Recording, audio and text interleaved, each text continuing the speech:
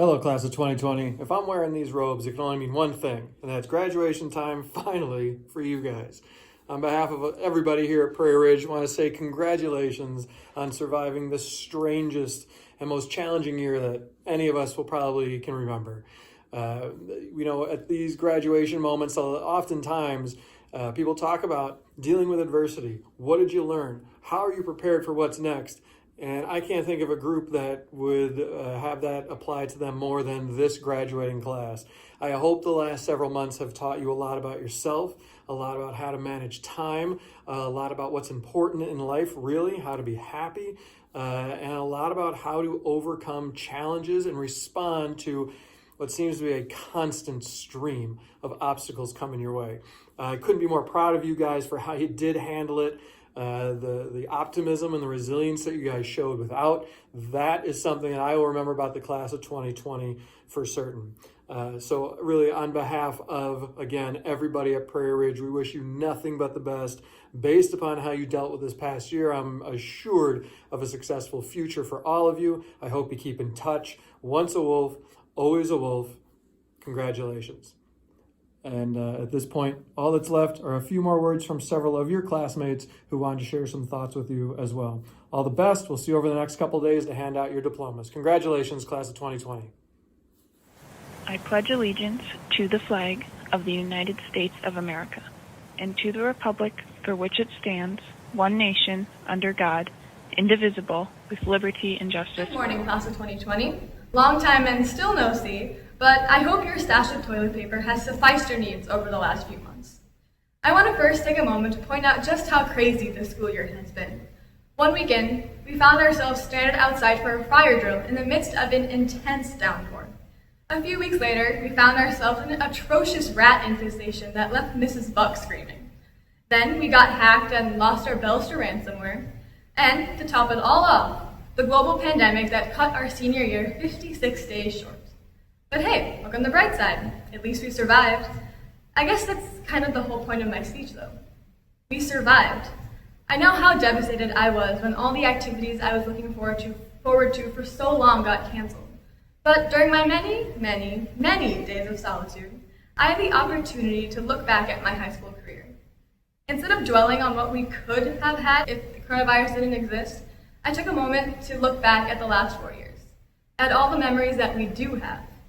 Every Friday night spent under the stadium lights, every time we stood on this stage for a choir concert, a play, or a musical, every day we spent laughing with our friends in the hall, every pep assembly and spirit week filled with school pride and joy, even during quarantine where every online class left me laughing and grateful for my friends and for my teachers.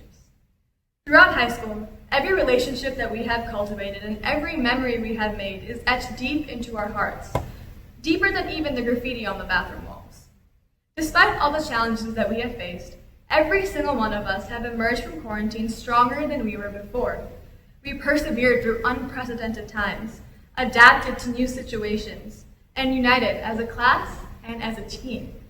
From Friday Night Live drive-bys to social media challenges, we all came together to ensure that our happiness was not driven out by the virus, proving that we, the class of 2020, have a resilient spirit that will prevail for the rest of our lives. So, as we look forward to the future, I feel confident in saying that each and every one of us will succeed in whatever endeavors we choose to pursue. Because if we can conquer a global pandemic, we can surely conquer any other challenges that we may face. So congratulations, class of 2020. We survived. Thank you. Good morning, class of 2020, family members, faculty, and staff. This may not be the commencement speech you expected, much like this has not been the senior year you expected. Commencement speeches we are used to hearing are designed to make everyone feel good while providing a sense of hope that, given our current situation, simply seems, well, artificial. We can't ignore the obvious losses we have endured these past few months. The adventure with no summit, the song and dance with no resolve, the story with no end. Our hardworking, dedicated, and loving class earned a closure commiserate to our efforts here, but we can't focus on that now. Only what's next is what matters. Coach Peck has preached that simple phrase to my teammates and myself when we have faced hardship or failure. He broadened our view and turned our attention to what's next. It is a rather simple mantra from a man with a plethora of life lessons, yet its meaning is profound. When all else fails, when your back is against the wall, when nothing is working out, you must look ahead to what's next. We all have collectively faced great disappointment, but it's only what is happening in our future that matters. If I were giving a feel-good speech right now, littered with platitudes, I would tell you, class of 2020, congratulations on graduating and at arriving at the end of this road. But let's be honest. In all actuality, we haven't reached the end of anything. See, if I were giving you that speech, I would tell you what lies ahead is all sunshine and success. But we now know that's just not true. If we zoom out and expand our perspective to encompass our whole life, truthfully, we still have so much more yet to do. This time was really just one chapter in the novel that is our life. We missed several pages of this chapter, and it doesn't seem to make sense without them. Moving forward is especially difficult now because it requires us to flip ahead to the next chapter.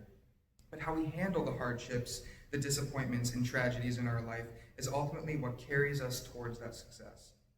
Failure is inevitable. When you don't do well in that college course, you don't get the job, or you wind up on an unexpected path, you must find the willpower to turn the page and keep writing your story. Over the course of my 4 years, it has been an absolute honor to play baseball for Coach Peck. Through his teaching and coaching, he has perfectly embodied the larger impact that the entire Prairie Ridge faculty and staff have had on each of us. He personally has inspired fire in me that I will carry for the rest of my life. My favorite message Coach Peck echoes, that serves as my daily inspiration, is how you do anything is how you do everything.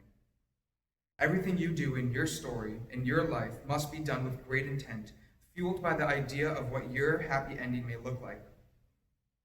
If this were a feel-good speech, I would tell you that it's so easily achievable.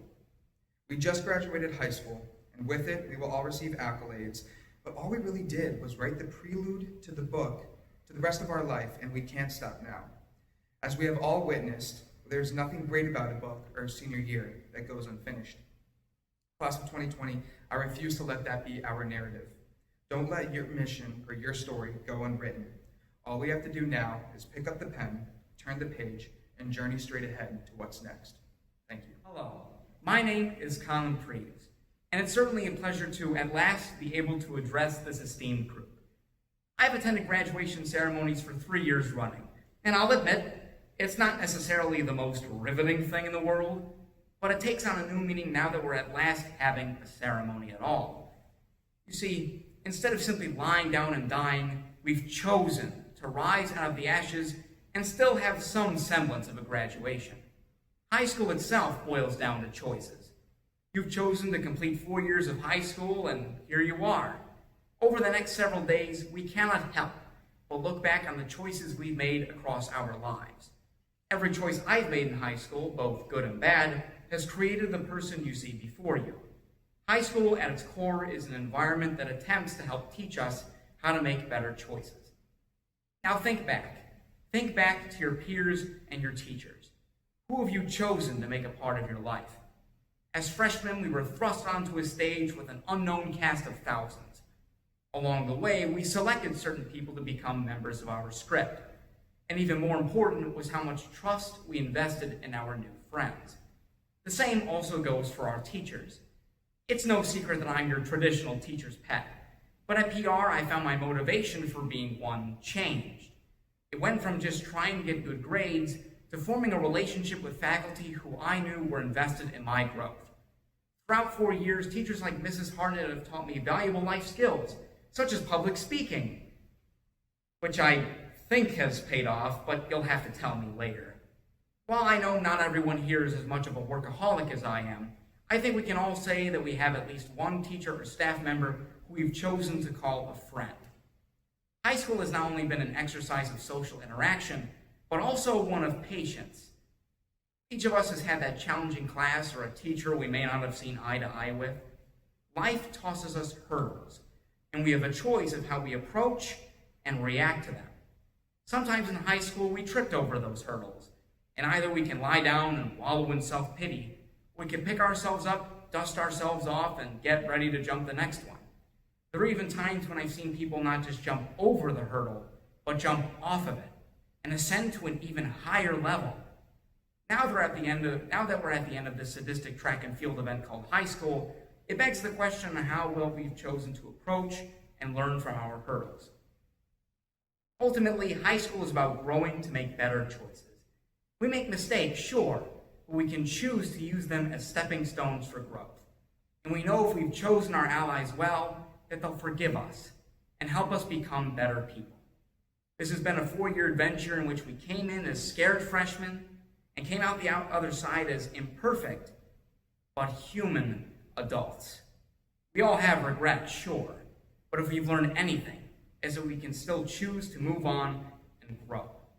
While we may not be here together, sweltering in our gaudy robes and our unsettlingly angular hats, we can still choose to celebrate together, even if it's not all of us on the same football field. No matter what path you choose to walk from here, life will bombard you with new choices. Hopefully, these 3.5 years of high school and 1 semester of purgatory have not just made you better at multiple choice, but rather better at making the correct decisions that will help you be the best human being you can be. Thank you.